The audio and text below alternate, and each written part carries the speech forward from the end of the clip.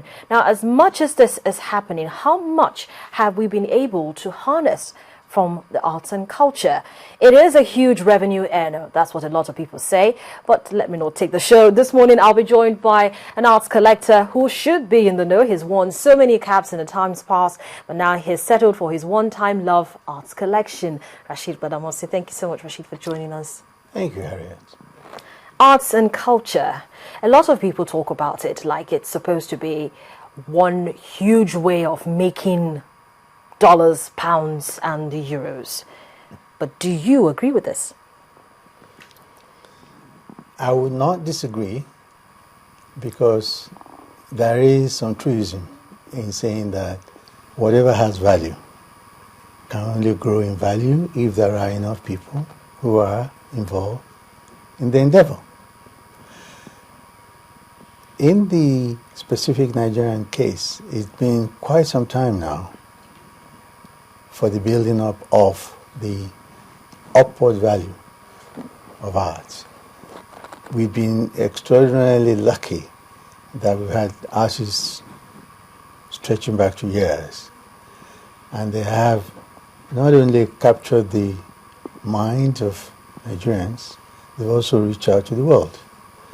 And like centuries ago, when the Nok art and the Benin and, the Ife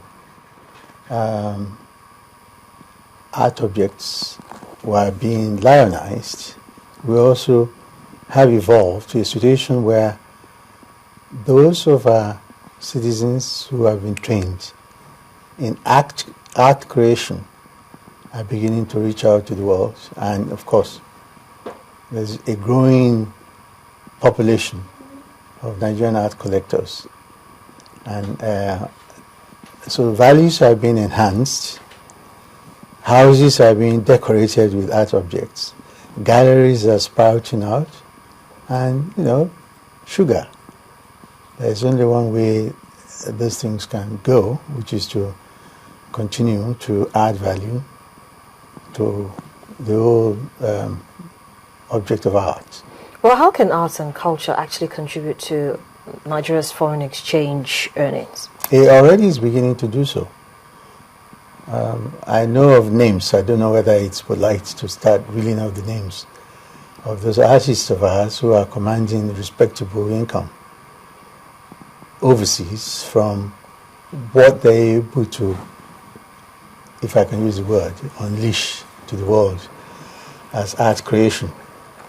And one believes that it can only be a growing proposition that Nigeria will continue to conquer the art world. When I see the stream of art enthusiasts and art dealers who are invading Nigeria, looking for objects, sponsoring art auctions, and also those who are making approaches to those of us who are collectors to see if we would have works that we want to place on the international art market. I said to myself, well, the world is going to be our oyster. It's just a question of hanging in there, and also not being too much in a haste to give up bits of our patrimony, because artists that have been there in the 20th century, particularly in the 21st century, they pass on someday, and what they leave behind can only see an upward movement in the value. And if you hastily dispose of them, you won't have anything, in coming years. Well, Rashid, you talked about the fact that we seem to be selling our paintings, prized paintings, prized art at very good value. Let me just call your attention to Ben Iwomo's display. He had an auction, or they had an auction of some of his work at the Modern and Contemporary African Art of Bonhams in London. And his work sold at a new world record for an artist at £361,250, even besting his previous figure of £125,000. Just goes to show that a lot of attention is being paid to Nigerian art. But how can we benefit from auctions? Because auctions are also supposed to, in a way, boost our revenue. So how can we benefit from auctions? Well, it's not going to be a now thing.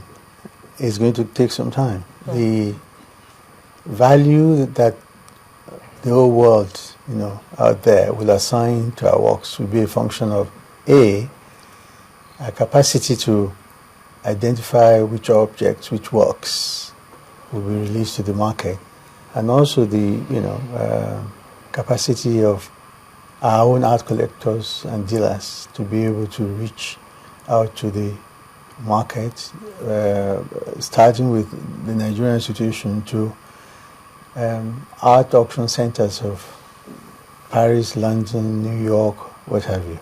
But fortuitously, African art is being recognized, not in the context of the old, which is to look for archaeological titillation and all that. It's now to say, where are the modern artists of Africa?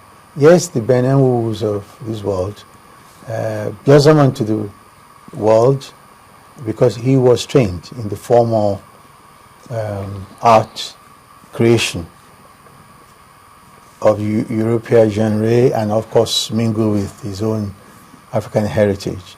And then the generation of Yusuf Grillo, of Ichokeke, of all of them also came onto the world scene, and they're beginning to command respectable values at auctions. This can only be a growing trend, provided we are able to get it right. Yeah? So that's the next thing I'm going to be asking you. How can we optimize the opportunities in arts and culture, in the creative industry as a whole? How can we optimize these opportunities? I will start from what our own society should be doing. And by society, I mean government. In Nigeria today, there is no credible edifice where great works of art are stored. There is no museum of modern art. You go some edifice, in Lagos. We hardly have anything in Abuja. A lot of it, of what has been happening, has been due to private initiative. And I am of the opinion that if we as a people, through our government, can step up activity in the area of export of tangible goods, then, what is wrong? Tangible goods, namely? Well, goods that oil, cocoa, groundnuts and stuff. These are tangible things that are consumed by the whole of the world. But service-oriented issues like arts, like, song and dance and music, those things will perhaps require government patronage, so that we build the value, intrinsic value from within, and then we explode in the world. And one is saying, therefore, that venues for displaying art objects, for encouraging the coming generation, once you can get your works into the National Museum of Modern Arts, any of the big galleries, we are there on the upward climb to international recognition. Right now, a lot of us who are collectors are sweating. And there's a limit to which we can use our private resources to encourage the coming generation. And yet the coming generation sometimes have the elan, they have the capability, they have the creativity. They can match any artist universally. But the venues, the sponsorship, the exposure via having so many of them, creating, being sponsored, being recognized, and being assisted, because hardly is there a modern nation that does not give decent proportions of the national income to the promotion of art. So the federal government should be given a decent proportion. It could be even state government, it could be local government, it could be anybody. The important thing is that don't let artists starve. Let them do what they can do best. Sit down, create, and get decent earnings so that they can do more, and then blossom onto the world, as it were. So we should actually try to stop the more sales of our prized artifacts instead? On the contrary, being out there competing in terms of this gift of capability, which art creativity is about, it's in itself a starting point, and once you're able to impress the world out there and even impress ourselves. I see youngsters, kids for instance, being trained in art and being asked to take part in competition. You should start from there. But as you progress, you ought to have the feeling that you can just about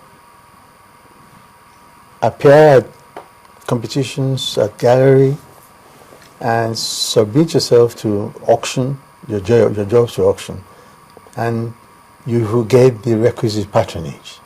Patronage is not just a matter for the individual, me or a lot of my colleagues, but it's also for the society as large. I mean, we've talked about utilizing art objects as embellishments in public buildings, in open spaces. These are the things you do as the government of the people in terms of encouraging creativity. But where you don't get quantum of public support by way of venues for displaying things, venues for displaying embellishments of creative work, sustaining schools of art with a decent subvention so that the best of artists can then become trainers of artists. You're not going to get anywhere. I mean, generation after generation, they pass on. We say, oh, horrible. Oh, the wonderful guy. He did so much. But then where is the legacy?